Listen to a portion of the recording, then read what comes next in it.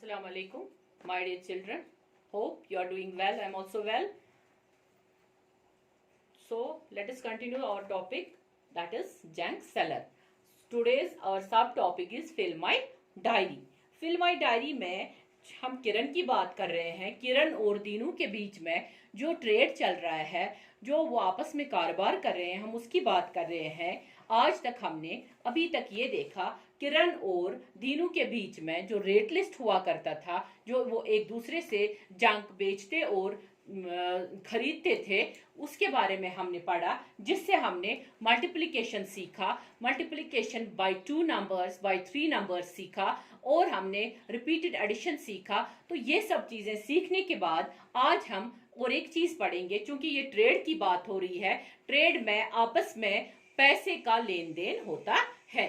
पैसे जब हम आपस में एक दूसरे को ट्रांसफर करते हैं, हम एक को या तो हम चीज लेते हैं या तो चीज बेचते हैं। अगर हम चीज लेंगे तो हमें यहाँ से पैसे देने होते हैं, और अगर चीज खरीदेंगे तो हमें पैसे वहां से लेने होते हैं। लेकिन पैसे का हिसाब, जो ये लेन देन होता है, इसका हिसाब भी हमारे मैथमेटिक्स पे डिपेंड करता है। तो ये जो लेन देन का हिसाब है, जो Kiran bought some junk from the junk collectors. देखिए बेटा, यहाँ पे आप थोड़ा सा ध्यान दीजिए। जब किरण जंक कलेक्टर से जंक लाती है, लेती है, वो उनको पे करती है ₹841। 841 वो उनको पे करती है जंक कलेक्टर्स को। लेकिन आगे जो ये जंक दीनू को बेचती है, क्योंकि दीनू का बड़ा इसका शॉप होता है, तो ये जंक जो है ये दीनू को बेचती है। और दीनू को वो कैसे बेचती है, उसको ये हिसाब आप लोगों को अब लगाना है कि वो कैसे उसको बेचती है। वो जब उसको बेचती है तो वहां से दीनू उसको क्या देता है। एक तो 6 नोट्स 100 रुपीज के, 3 नोट्स 50 के, 8 नोट्स 5 के, 7 नोट्स 20 के, 4 कॉइन्स 1 रुपी, 6 नोट्स ऑफ 10। देखिए बेटा, यहाँ पे मैंने ये सब लिख के रखा है। ₹100 के 6 नोट्स है, ₹50 के 3 नोट्स है, वैसे ही 5 के 8 नोट्स है, 20 के 7 नोट्स है, 10 के 6 नोट्स है, और ₹1 के 4 कॉइन्स है। तो अब अगर हमें इनको ऐड करना होगा, ऐड करने से पहले हमें देखना पड़ेगा 6 नोट 100 के कितने होते हैं, वो होते हैं 600 रुपए।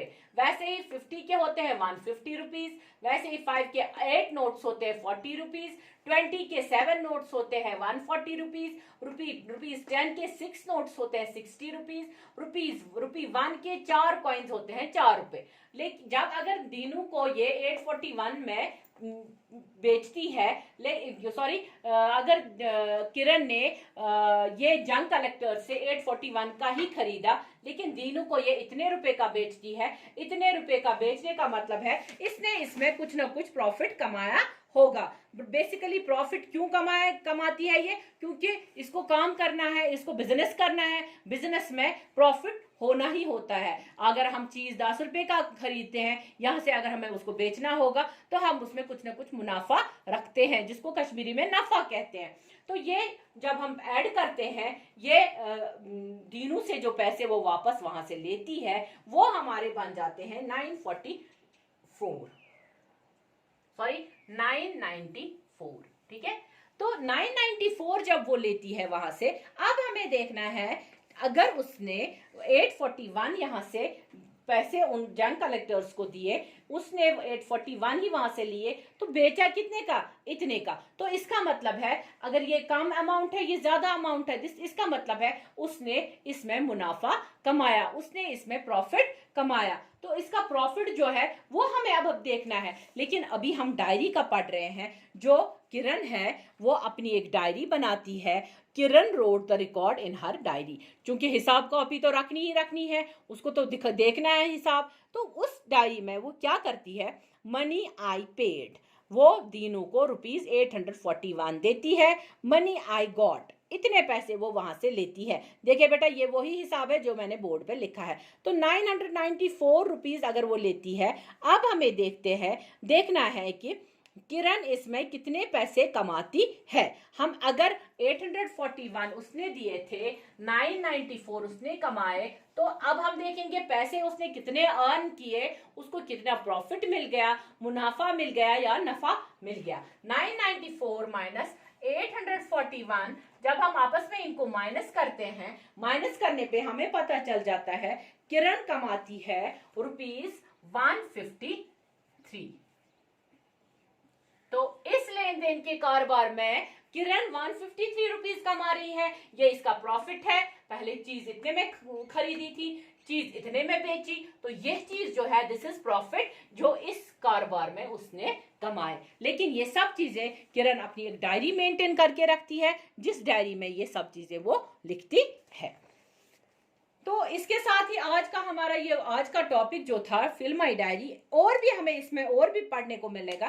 फिलहाल आप इसको अच्छे से सुनिएगा। अगर आपको वीडियो 3 बार 4 बार 5 बार सुनना पड़े, लेकिन थोड़ा बहुत इसको समझने के लिए आप लोगों को सुनना पड़ेगा। तो ये सब ये जो मैंने आज आपको समझाया, ये जो प्रॉफिट उसने कमाया वो उस चीज के बारे में, और कैसे किरण हिसाब रखती है, कैसे लिख के रखती है कि मैंने आज काम कितना किया।